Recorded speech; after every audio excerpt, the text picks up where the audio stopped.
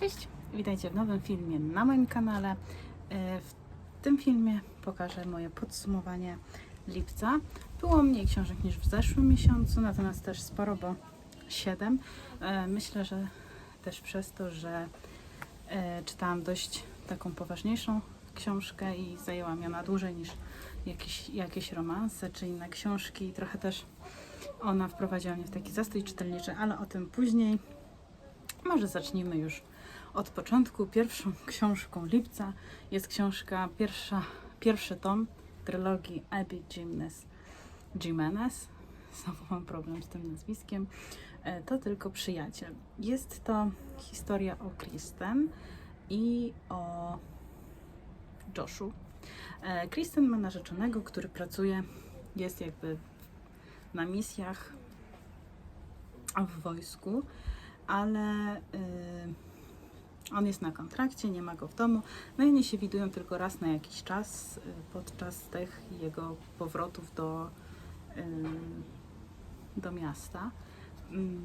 No i jej ten układ się podoba, dopóki nie poznaje Josha, który jest jakby drużbą na ślubie przyjaciółki Kristen.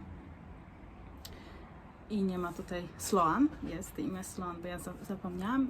No i jest właśnie przyjacielem Brandona, który jest drużbą. Ona jest druchną, on jest drużbą, no i się poznają i to poznanie zmienia wszystko i nagle układ, który ma ze swoim chłopakiem, jej nie odpowiada. Ona też z tego układu się wycofuje, bo coraz więcej czuje do Josha. Książka do połowy jest bardzo ciekawa, potem przychodzą pewne perturbacje związane właśnie ze Sloan i z Brandonem, które tak naprawdę są bardzo smutne, natomiast końcówka robi się dość szybka już i to mi się nie podoba, że jakby końcówka jest bez pomysłu. Taki pomysł zrobiony na siłę. Niby fajne, bo szczęśliwe zakończenie, ale nie do końca. Kolejna książka jest to książka, która kompletnie mi się nie spodobała, czyli jest to William Shakespeare i burza. Nie wiem, jakoś tak uważam, że jednak ten gatunek nie jest dla mnie. Nie mogę się przekonać, żeby go czytać dalej, ale mamy tutaj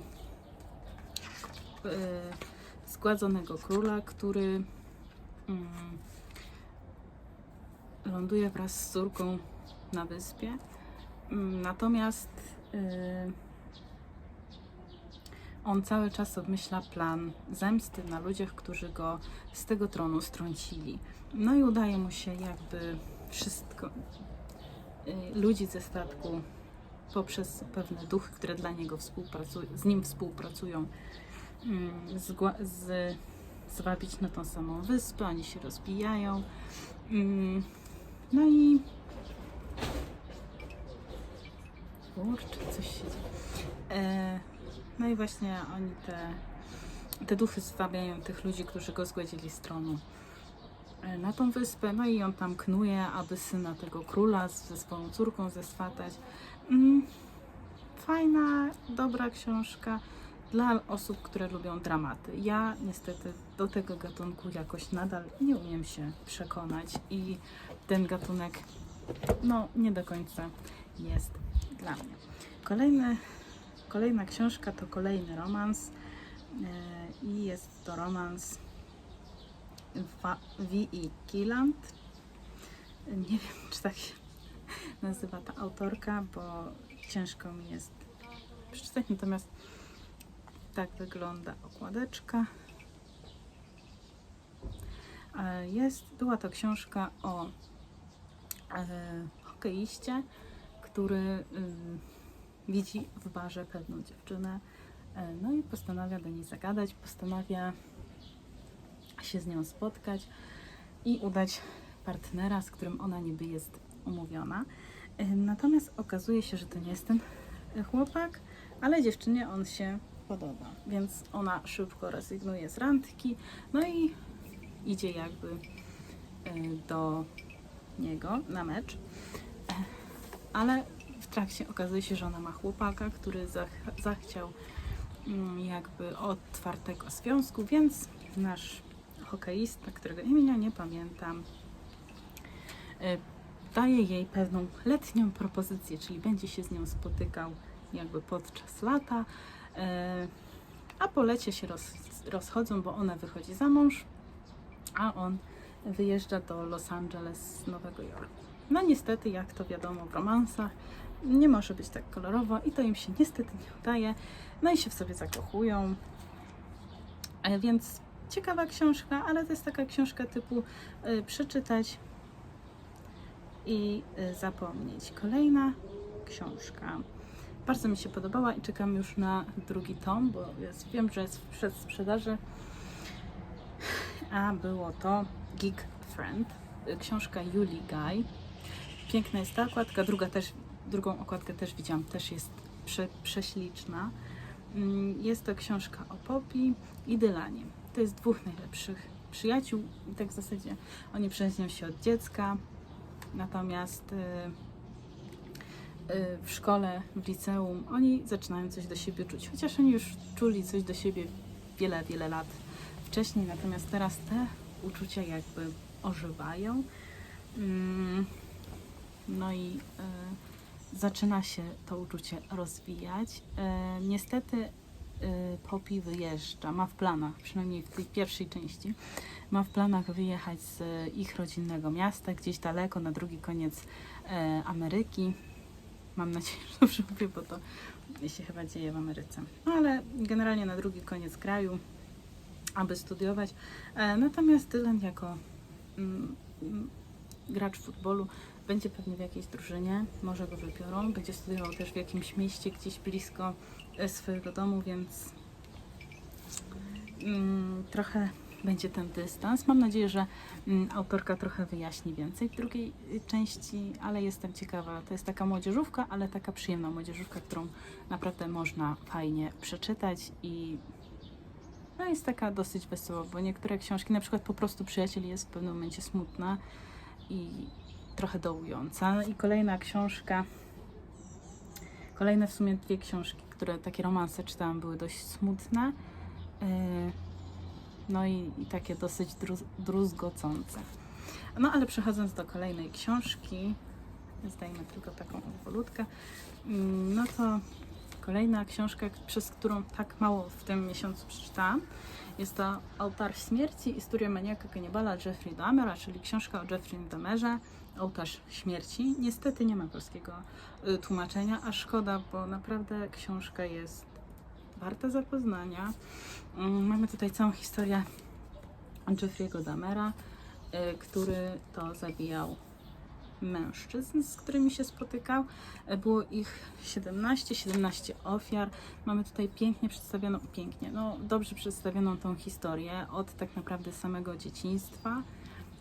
Zaczyna się w sumie, myślę, że dużo autor serialu czerpał z tej książki, chociaż ta książka nie opowiada wszystkiego, bo książka jest napisana w 93 roku, natomiast Jeffrey Dahmer został zabity w więzieniu w 94 roku. No ale autor pokazuje nam cały proces i jak to nasz Jeffrey Dahmer został skazany. No i książka zaczyna się tak jak serial, czyli od momentu, w którym policja odkrywa, że Jeffrey zabija, bo jego ofiara wybiega z domu, no i krzyczy i potrzebuje pomocy, bo potrzebuje, żeby rozpięli go kajdankami. Policja nie ma kluczyka, więc odwozi go na miejsce przestępstwa i wchodząc do pokoju odkrywa, że z Jeffrey jest coś nie tak. Znajdują zdjęcia mężczyzn rozczłonkowanych i znajdują ciało, które jest w wannie. Jedno albo dwa, nie pamiętam już dokładnie, bo w pewnym momencie te jego ofiary się nawarstwiały. No i mamy potem pokazane jego dzieciństwo, jak to się wszystko zaczęło, jak problemy rodziców, a w zasadzie problemy psychiczne matki wpływają też na Jeffrey'ego, jak czuł się szczęśliwy ze swoim pieskiem, jak czuł się porzucony przez ojca, bo dla ojca liczyła się tylko tak naprawdę kariera akademicka, którą prowadził. Więc te wszystkie czynniki takie tu są, które pokazują nam że tak naprawdę cała ta sytuacja z dzieciństwa sprawiła to, że Jeffrey stał się tym, kim jest, ponieważ on się bał też odrzucenia i porzucenia przez innych. No a niestety rodzice sprawiali to, że został porzucony. Też dużą wagę na niego jakby miało odejście matki, która odeszła od ojca. Była głośna sprawa rozwodowa. Ojciec mieszkał w hostelu. Matka stwierdziła, że Jeffrey, jesteś dorosły, więc ty możesz zostać z ojcem. On też nie planował nigdzie wyjeżdżać z matką. Matka też go tak nie do końca chciała brać, bo on był strasznie cichy i zamknięty w sobie. To jej się nie podobało. No i on został miesiąc sam w domu. I właśnie podczas tego miesiąca, który przeżywał sam w domu, poznał pierwszą swoją ofiarę, która właśnie w tym domu zginęła, ponieważ chciała go opuścić. Także bardzo mroczna historia, ale jeżeli ktoś lubi takie true crime historie, to ta jest naprawdę warta przeczytania. Też polecam książkę o Tedzie Bundy, bo to jest taka z tego typu książek, które czytałam. Też bardzo ciekawa. Kolejna książka to jest książka Zakład o miłość Agnieszki Linga-Słoniewskiej. Pierwsza z tych takich książek Agnieszki Linga, przeczytałam chyba 3 bądź 3 książki i ta jest taka najmniej, która mi się spodobała, chociaż po przemyśleniu pewnych sytuacji uważam, że jest fajna, chociaż takie zakończenie jest niedopowiedziane. Ale mamy tutaj Sylwię, która jest ze szlachetnej rodziny, oraz Aleksa Cichego, który też jest dobrze postawionym mężczyzną, w sensie pracuje, ma ojca, który zarabia miliony, no ale on jest taki zamknięty w sobie, nieodkryty na miłość i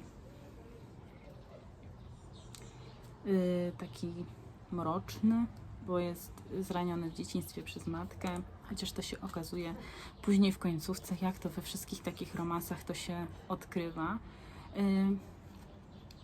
No i oni się w sobie zakochują. Na początku mają zakład. Alex z kumplami ma zakład o to, że wyrwie on Sylwię, natomiast on, jako że Sylwia za 2 tygodnie ma brać ślub, no to on podbija stawkę i mówi, że dobra, to ja w takim razie podbijam tą stawkę i w takim razie i w takim razie ja spowoduję, że tego ślubu nie będzie.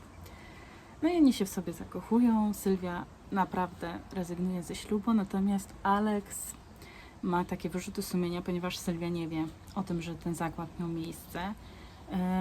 No i dowiadując się o tym, że jest zakład, ona czuje się zdradzona i zraniona i tak naprawdę no, zakończenie nie jest do końca szczęśliwe i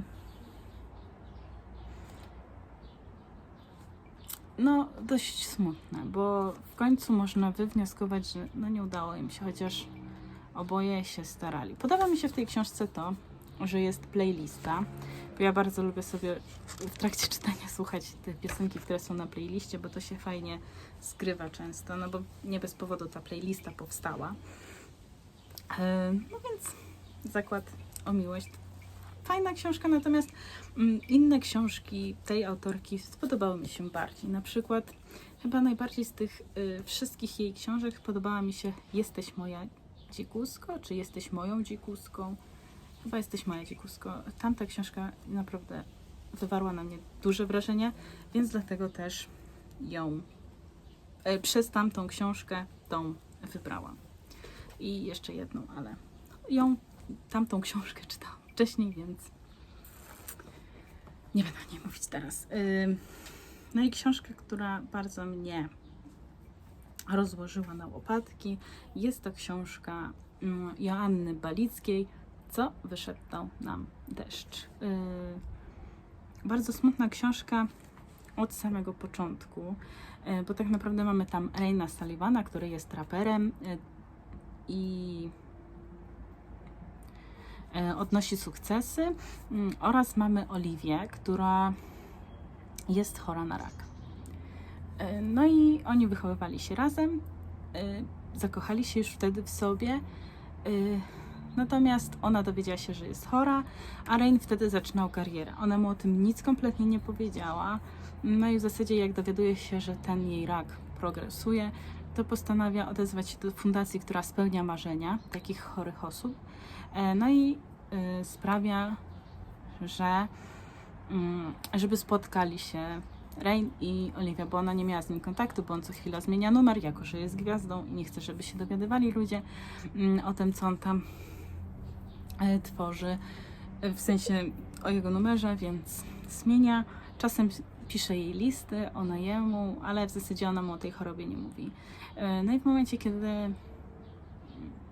on dowiaduje się o tej chorobie, no to jego całe życie się zmienia. On też przez to, że jest gwiazdą, ma wiele stresów, to zaczyna brać narkotyki i jest po odwyku dopiero co.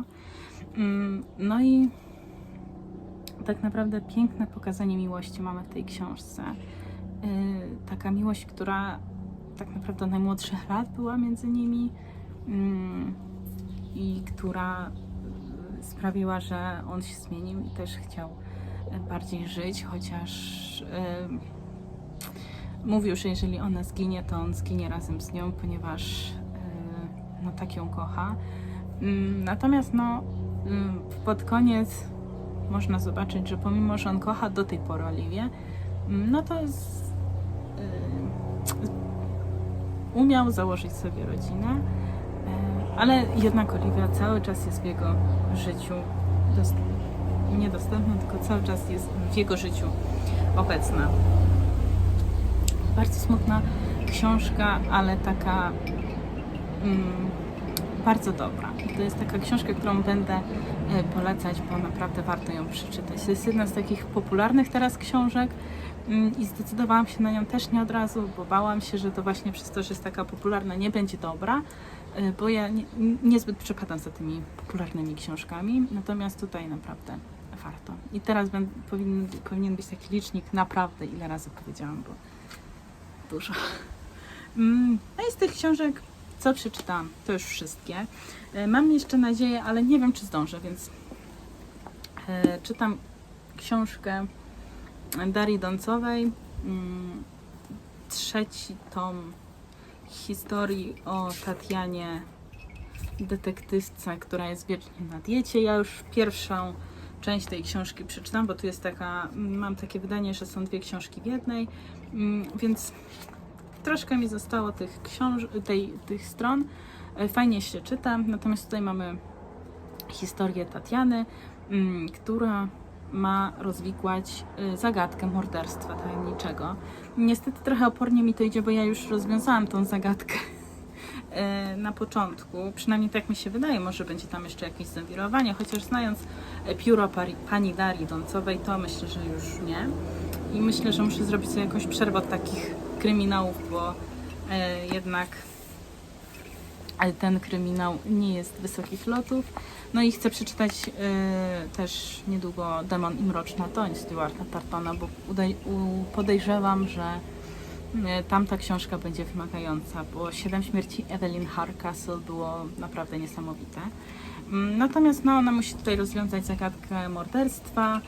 No i też mamy powrót do takich lat pierwotnych tutaj, bo zamieszana w to jest jakaś organizacja, która wraca, jakby żyje w takich wiejskich warunkach starych czasów, niby w centrum Moskwy, natomiast dzieje się historia tak jakby w starych czasach.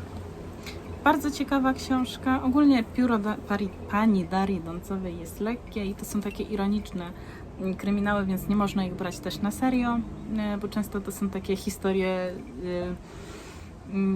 jakby wyrwane często z jakichś takich rzeczy, ale śmieszne są rzeczy. Natomiast te książki to jak seriale, bo tu jest jedna seria, tutaj mamy drugą serię, tutaj jest jeszcze jedna seria. Kolejna, ja właśnie tutaj nawet to jest podpisane serial Tatiana Sirkiewna, Detektyw na diecie. Ma ona 18 tomów. Ja jestem na 3, chociaż przeczytam tylko pierwszy i 3 czytam, bo tutaj mam takie zestawienie. No i tak. Także to czytam. Mam nadzieję, że jeszcze dzisiaj może uda mi się skończyć, może jutro. Ten plus jest taki, że te książki się lekko czyta, bo to są pisane językiem potocznym, nie takim starym. Niestety w tym miesiącu nie udało mi się przeczytać żadnej książki z mojego TBR-u, który sobie robiłam na lipiec. Chociaż zaczęłam czytać Zatokę Francuza, niestety ona mnie trochę zjadła językiem swoim, bo jednak tak jak czytam po rosyjsku Zatokę Francuza i tak jak tu język jest taki potoczny i taki lekki i to szybciutko idzie czytać, tak w Zatoce Francuza te frazy często są takie dosyć ciężkie i też no takie duża opisowość jest w tej książce i te wszystkie zwroty a propos jakichś rzeczy to nie są już używane czasem, nie są używane, więc muszę sobie w słowniku sprawdzić. No ale to by było na tyle. Dzięki za obejrzenie tego filmu. Do zobaczenia w kolejnych. Cześć!